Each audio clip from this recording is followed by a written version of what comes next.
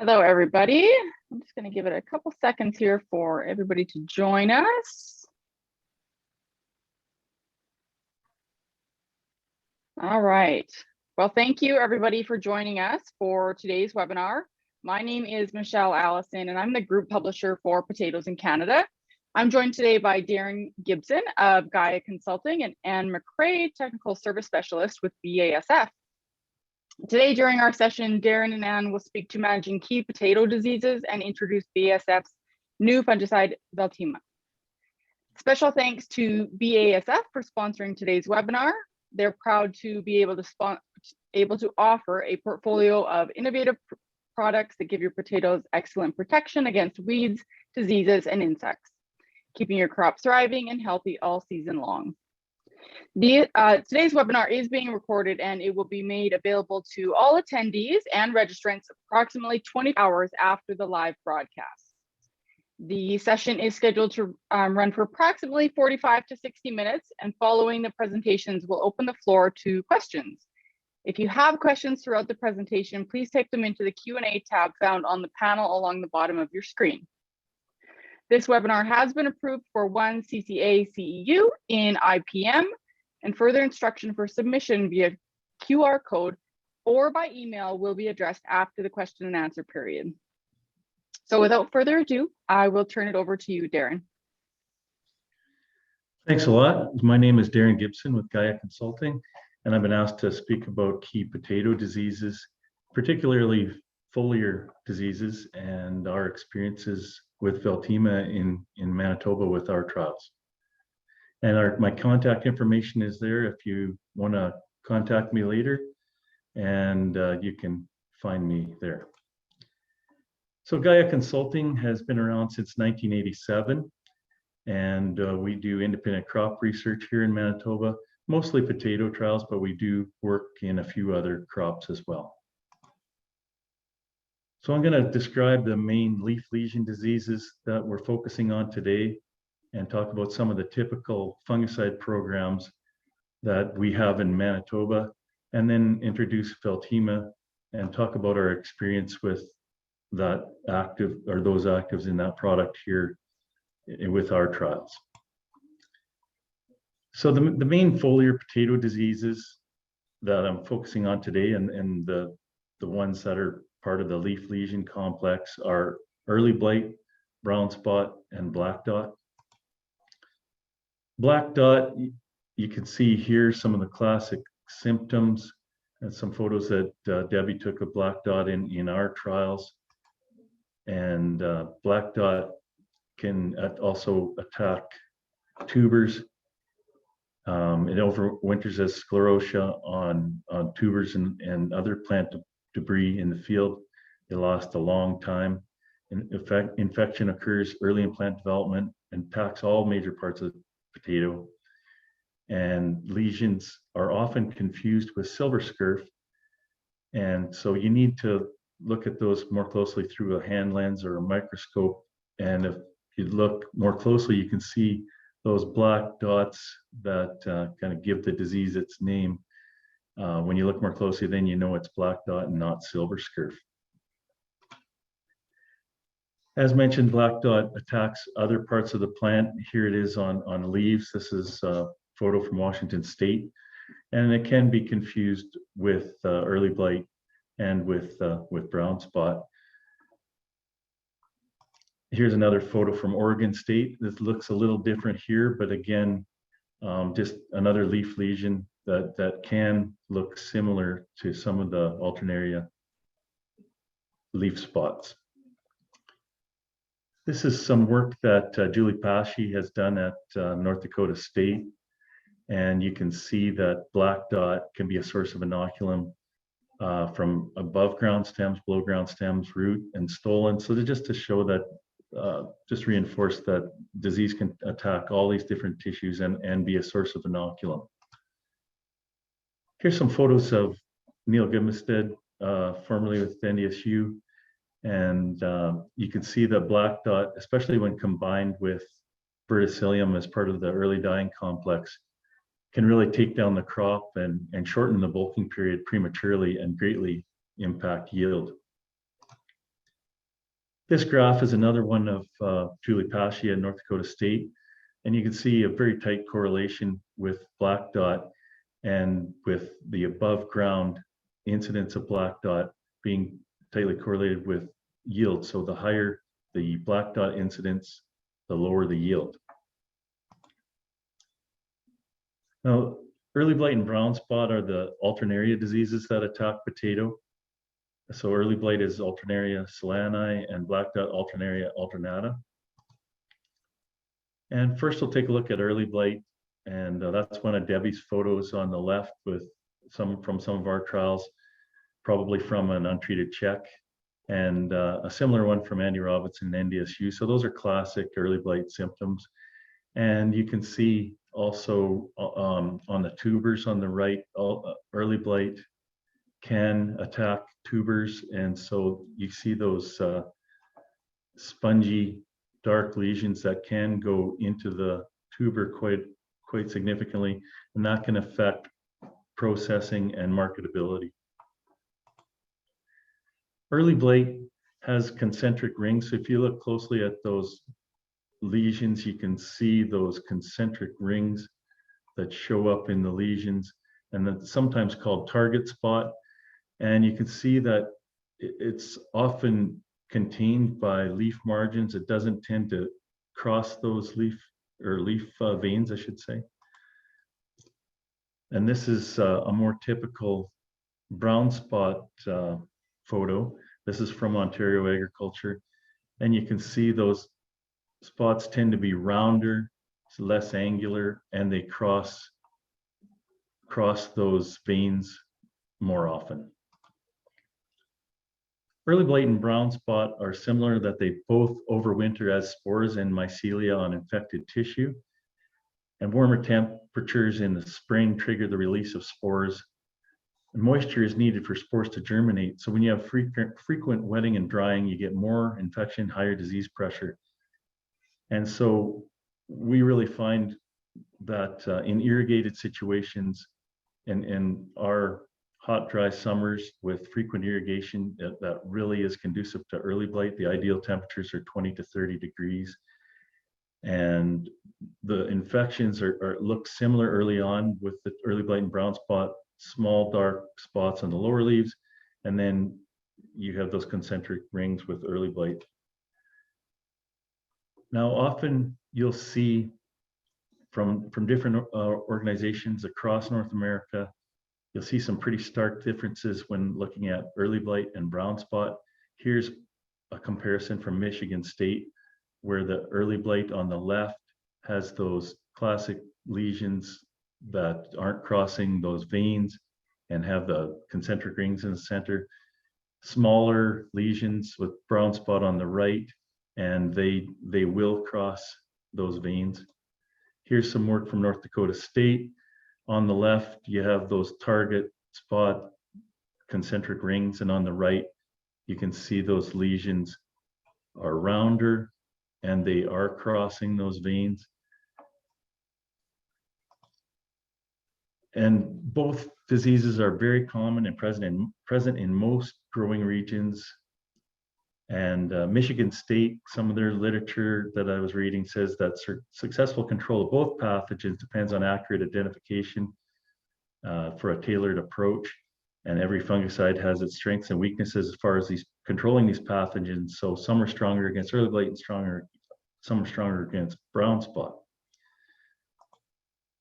Here's some work that we worked together with Dr. Tracy Shinners-Carnelli when she was still with Manitoba Agriculture. And at that time, this is when we really learned a lot about what was out there for brown spot and early blight in our crops in Manitoba.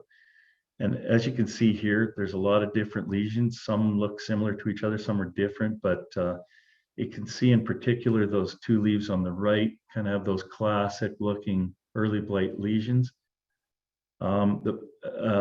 Then when we plated these out, or Tracy did, this is what she found on these exact leaves that are shown on the screen. So this one here had early blight and black dot and brown spot. This one had only early blight, This one had only early blight. This had early blight and brown spot.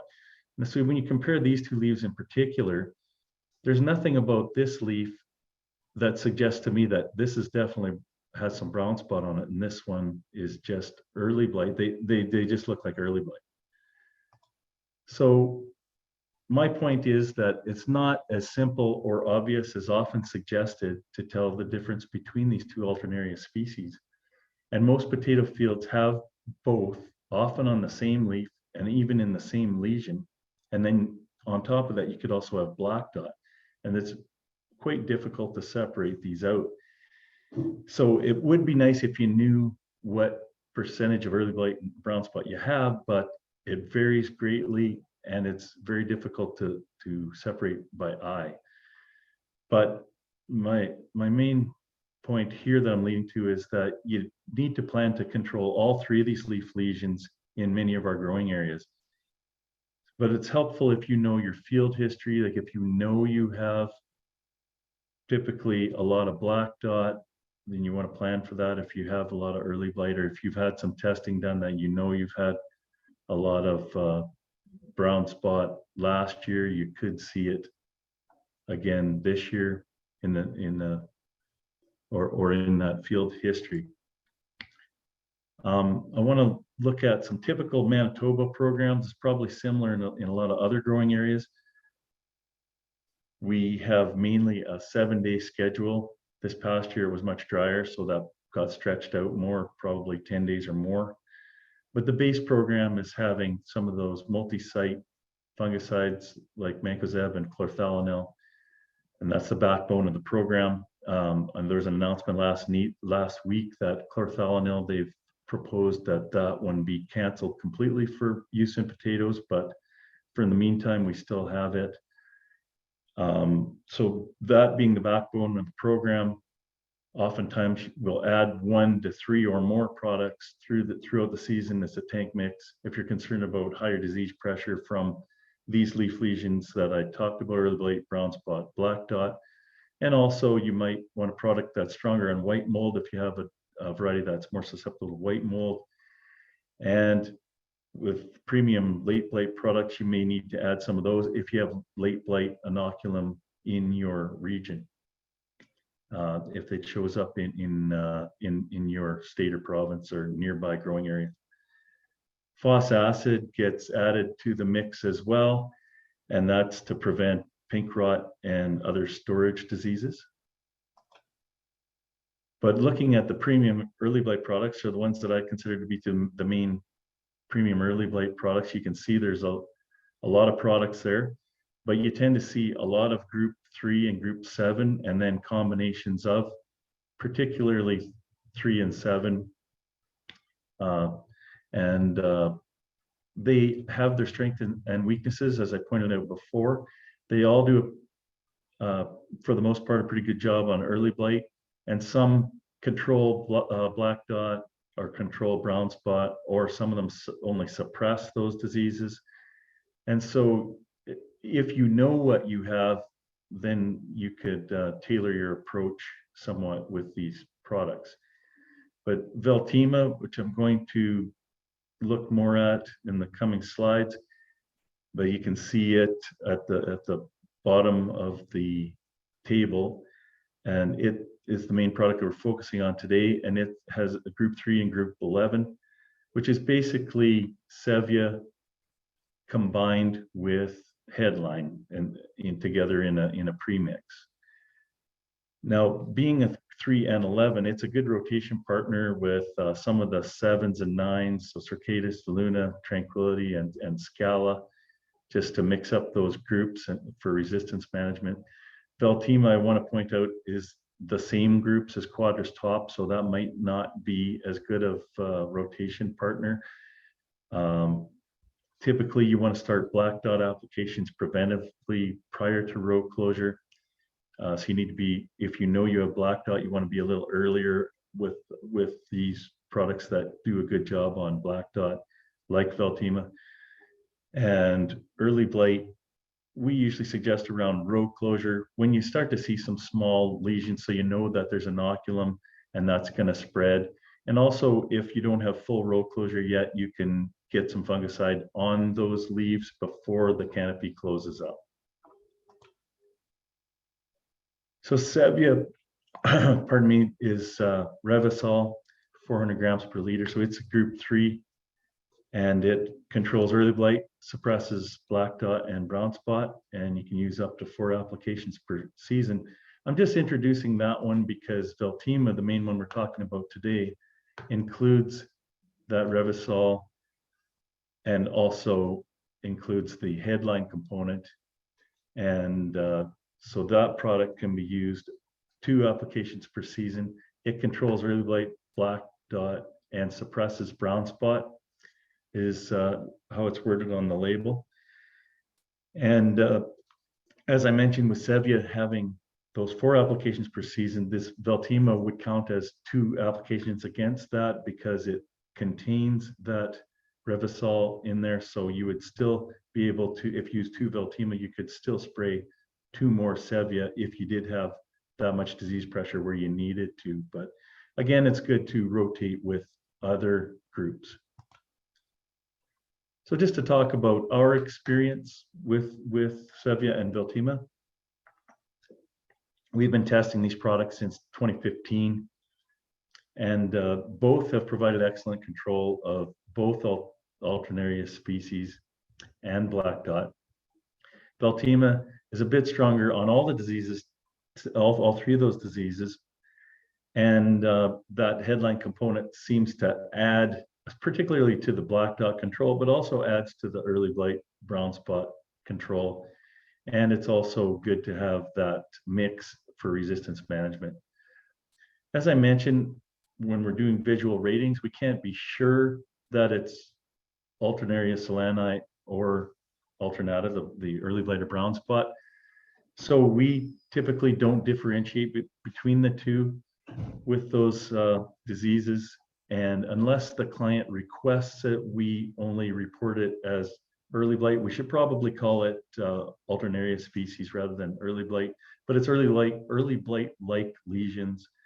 And but sometimes the client needs to know which disease it is, so they will ask us to get some lab testing done. So we work with other partners to do that, to identify what ratio of those 2 diseases are present.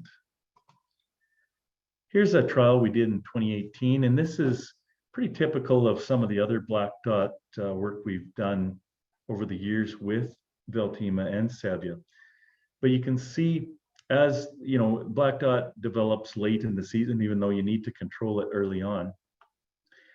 But by the end of the season, you can see that Sevia and headline and Quadris and Luna all were doing a pretty good job on black dot, but Veltyma in particular is just that much stronger than the others. So it was the best product in that particular trial. This was a 5 applications in this particular trial, and those were alternated every other week. Here's an early blight trial from 2019. And this had 3 apps of the different test products. The Bravo and Mancozeb, that was actually weekly, but these ones are every other week. And you can see by the end of the season, Sevia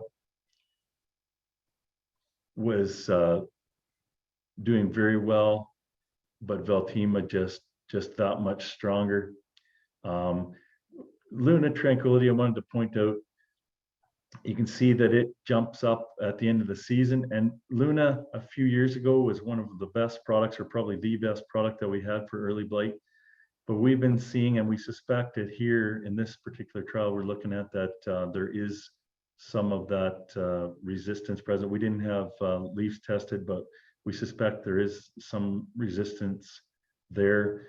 And so Luna is not looking quite as sharp at the end of the season, but Veltyma and Sevia looked very good, Veltyma in particular. And this is yield from that same trial that I just talked about, but you can see Veltyma was the highest yielding treatment in the trial. just a little bit higher than the Sevia treatments. But there's some other ones that were also equal. And what we've seen typically is Veltyma is among either the highest yielding treatment or one of the highest. So just to summarize, the leaf lesion complex, as we understand it, is made up of early blight, brown spot, and black dot.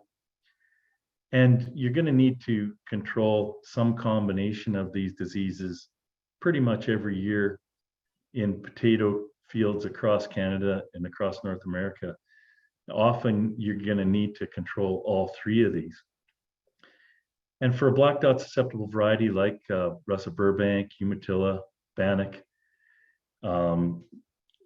it's good to learn more about the variety that you are working on with. And if it's particularly susceptible to black dot and you're in fields that you know have a history of black dot, you want to plan a specific black dot application in your fungicide program pretty early on, even quite a bit prior to row closure, even when it's 6-8 inches plants. For the early blight, we often say wait until you have a few lesions on those lower leaves before you'll put on some of those premium products. So you want a multi-site product starting earlier than that, but just to protect from late blight. But as far as early blight goes, depending on the pressure you have in your field, wait until you see some lesions on the lower leaves, so you know there's some inoculum there and that you need to address it. And also, like I mentioned, getting an application on just prior to or right at row closure, where you can get some contact with those lower leaves to prevent spread of the early blight. Because early blight, and we have seen in some trials where early blight can make a very big impact on yield. And so, and just so that doesn't get away on you, having that application early enough, and then making sure you rotate with some of those other group products. But what we've seen from Veltyma so far in all the trials we've done, that it provides excellent control of all these leaf lesion diseases. And Sevia is a good product too, but Veltyma is just a little stronger on all of the diseases that I talked about: early blight, brown spot, and black dot. So with that, I'm going to turn it over to Anne to talk a little bit more about Veltyma. Great. Thanks very much, Darin. That was fantastic and a great introduction for Veltyma. So hopefully everyone can, I'm going to share my screen now, and hopefully everybody can see that now. So I'm going to also talk a little bit more about Veltyma. My name's Anne McRae. I'm the Technical Service Specialist with BASF. I cover our horticulture portfolio. So we've been looking at this active ingredient for a number of years, and we're really excited to be launching it this year. We've had a lot of great success in trials, and so thank you to Darin for kind of sharing some of the work that he has done. And I'm going to talk a little bit about the active ingredient, how it works, our new Revysol active ingredient, which would be Sevia as well, and also some field scale work that we did last year. Let's get started here. So I think Darin actually covered some of this, but just as a review, Veltyma does have early blight, black dot, and brown spot on the label. It has one rate for all of those diseases, 0.5 liters per hectare. The case size is 2 jugs in a case, and it can be applied both by ground and aerial. You're allowed 2 applications per season of Veltyma, and then the re-entry is 12 hours and a pre-harvest interval of 7 days. Also, which was mentioned is Veltyma is 2 modes of action. Both of those active ingredients mefentrifluconazole, which is our new Revysol. Also in Sevia is a group 3, or trizol, and then pyraclostrobin, which everyone would be familiar with, group 11 that's in headline. But the nice part about putting both of those actives together is they both have activity on the listed pests on the label, which is great. Very important to have dual modes of action when you're trying to combat some of these hard to control diseases. So when we think of Veltyma, we wanted to kind of make an easy way to know why we really love this product, and that's because it's broader, stronger, and longer. What we mean by each of those is broader. This has a wide range of crops and diseases. So I will be talking about potatoes today, but we also have crops like corn and wheat on the label. So I encourage you to reach out to BASF reps and learn a little bit more about Veltyma. Veltyma is also stronger because of this enhanced binding activity of our new active ingredient, Revysol. Revysol is a global registration, and I'll talk a little bit more about how it works. And also this longer residual. So I have a little video to show kind of how this inner leaf reservoir gives it that really great protection throughout the complete spray interval. So as I mentioned, Revysol, which is in Veltyma, is our new active ingredient developed by BASF. It has the unique ability to change its conformation and turn into sort of a hook action. So when it is a trizol, so all trizols will work on the same enzyme, which is how it breaks down cell walls and kills the disease. But with our trizol, it's almost, if you think of a lock and key. Normally, you would put a key in the lock, and if you don't turn it, then it can come out easily. So that's where you can kind of see resistance build up. But with Revysol, if you put the key in the lock and you turn, then it can't come out. So that's that sort of showing that binding activity. It can bind more tightly than other trizols. So we're seeing improved efficacy over some resistant strains to other diseases. And also, as I mentioned, we have sort of this longer activity because of the reservoirs and translocation. I have a short sort of video here, if you can see it, depending on your internet connection, but essentially it's showing where we applied the product on the leaf, and then over time it slowly translocates, has a reservoir inside the leaf and translocates slowly to the tip, but still staying within that reservoir, so it really protects that whole leaf. So also, as I mentioned, we did some field scale trials. So Darin did a great job to cover his small plot research, which is extremely important in helping us to differentiate between products and making sure that disease control is where we need it to be.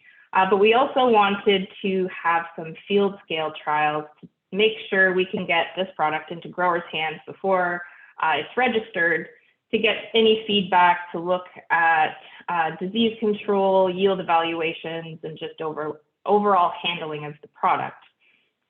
So we had lots of excellent comments and positive grower feedback on tank mixing and handling and spraying. No issues with anything around use. And also all of our plots, disease control looked excellent. All of our growers that we worked with have excellent disease control anyway, so we weren't expecting to see differences when we inserted into their programs. We wanted to make sure we were keeping up with their disease standards, so fields looked really clean. So then we also looked at yield evaluations at the end, because that's usually if you keep your fields clean, but we still wanted to see if we had get those yield benefits from pyraclostrobin.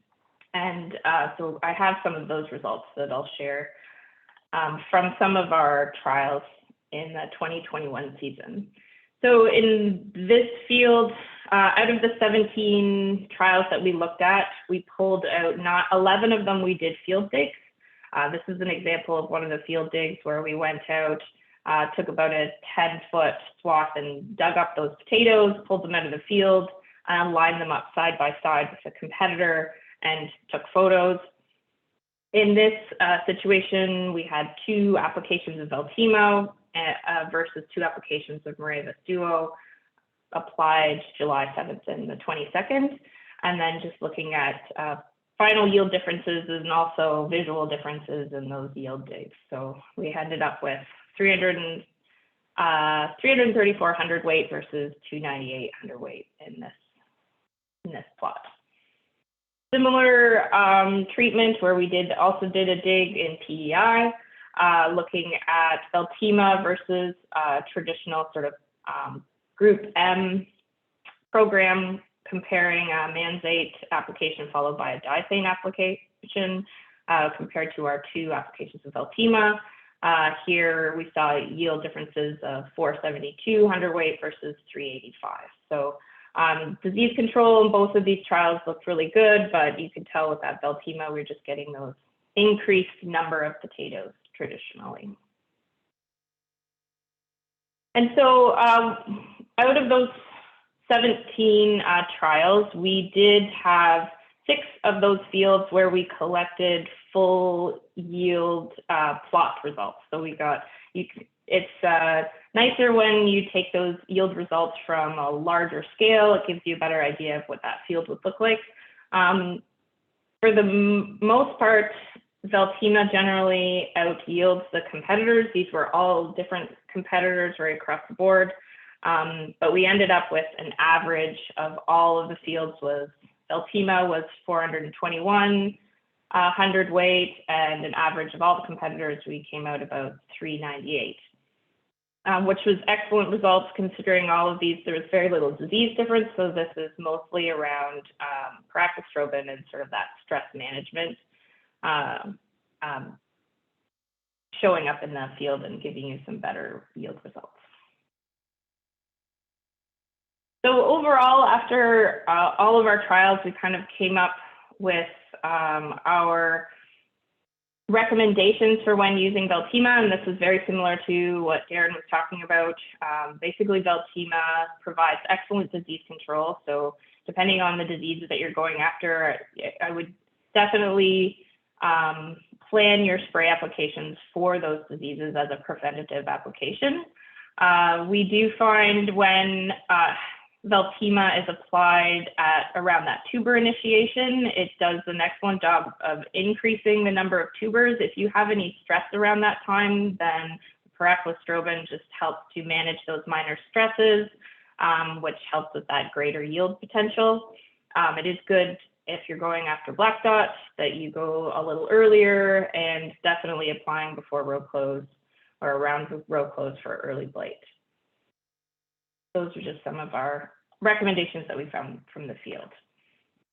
And then, of course, BASF has quite a large potato fungicide portfolio. So Veltyma we are adding this year for early blight, black dot, brown spot. And as Darin mentioned, we also have Stevia. So you are allowed 2 applications of Veltyma, and then you can follow that with 2 more applications of Stevia. As he mentioned, because of the amount of active ingredient, because they both have the same, but we do always recommend that you are rotating your chemistries. So Circadus is an excellent option for rotating with Veltyma or Stevia because it is group 7. And Serafil we have as well, which would be a biological option or an organic option, but it does make a great tank mix partner with some of the single modes of action. Just gives you more flexibility with some of your group M products if you don't want to if you can't use those as often. Helps with that resistance management and putting something else that has activity in the tank. And then, of course, late blight can show up at any time. So if there are late blight spores showing up in the season, Forum and Zamporo are always an excellent option for late blight. Okay, so I really hope that everyone can get a chance to try Veltyma and be part of the revolution against disease. We're excited to be launching this year, and thank you very much everyone for listening in and learning a little bit more about potato diseases. I will turn it back to Michelle. Great, thanks, Anne. Darin, I'll invite you to turn your camera back on and unmute yourself, and we'll answer a few questions that we've had come in. All right, so I think the first one here is for Anne. An attendee is asking, were the yield trials replicated? I don't know if you can comment on that. So all of the yield trials were, I guess, they're research authorization plots. So we get permits from PMRA to be able to apply 20 acres in a field. So it wasn't a replicated plot in one field. But we did do the same Veltyma applications, I guess, throughout many fields across the country. But no, it's not replicated in the same area. Great, thanks. Darin, why did you apply more applications of the various fungicides in your trials than are actually registered for that product? Yeah, right. Well, so the first trial I showed in particular had definitely more than the label number of applications. And that's a PMRA requirement when they're sorting out, making sure that the products are equal to or better than the standards. And the later trial that I showed only had 3 applications. So that's trying to compare them on an even playing field as far as number of applications. So that's fewer than the maximum for Veltyma, but or I mean that's more than the maximum for Veltyma, but it's less than Sevia, but you got to compare them equally.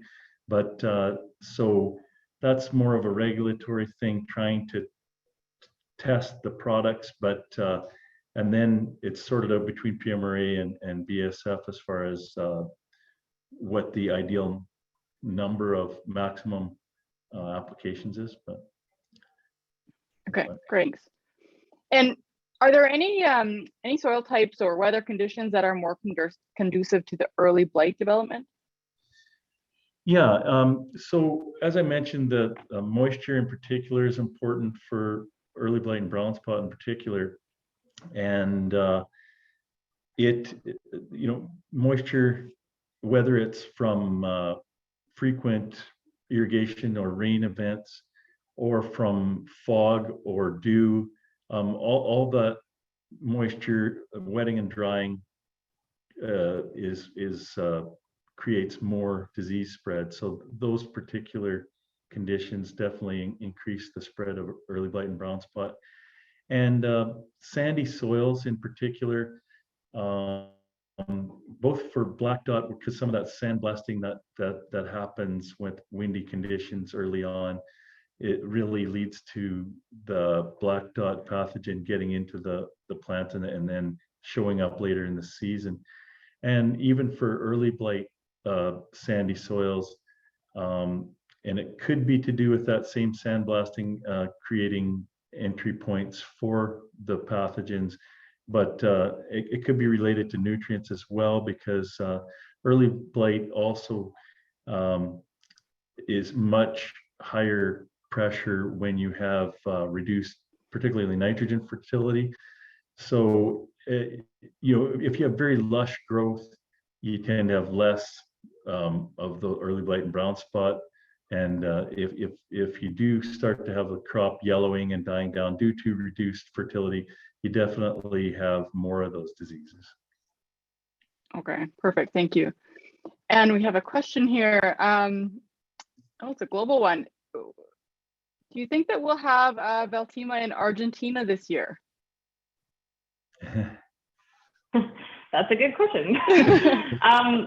So I know that the Revysol brand is a global brand, so I would check to see if there is a product. But Veltyma, it might not be called Veltyma in Argentina. I would have to look that up, but I can get back to you. But if you do look to see if there's any like Revysol products, then that would be global.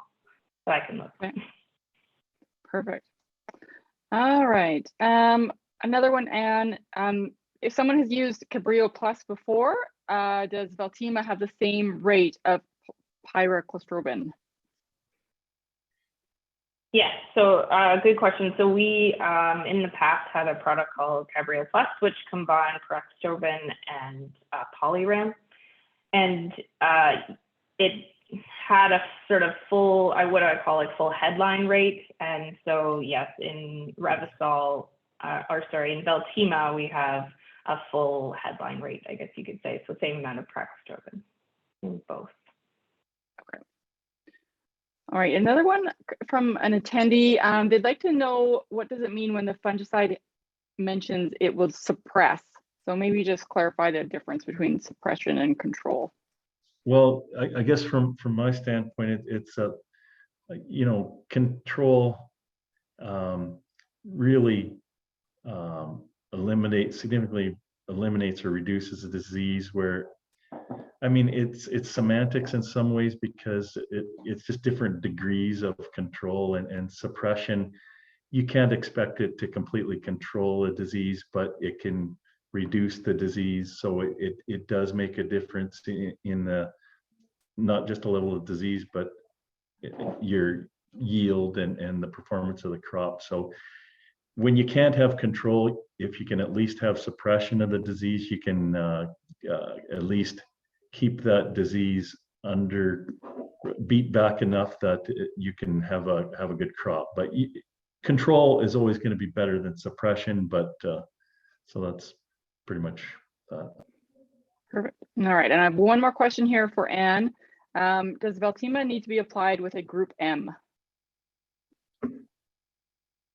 So because Veltyma contains 2 active ingredients that both have activity on the labeled pests, it's not necessary to tank mix with a group M if you're looking for sort of a resistance management or efficacy wise. It does an excellent job on its own. That doesn't mean you can't. I mean, if you really want to, there isn't any tank mix issues that if you wanted to tank mix them. All right, perfect, thanks. So I think that was the question that we've had come in. So if you do have any further questions following the presentation, please reach out to us and we'll do our best to have any questions answered. I think we're going to air the QR code here. And so before we end today, here is your chance to collect 1 CCA CEU in integrated pest management. So to collect the credit for this webinar, please open your CCA app on your smartphone and click scan course code and hold your phone up to the monitor so the camera can hover over the QR code. And if you're able to do this, your CEUs will be submitted immediately. If this doesn't work for you, please email your first name, last name, and CCA number to scrowley@annexbusinessmedia.com and we'll submit your credit for you. And I will put that in the chat right away as well.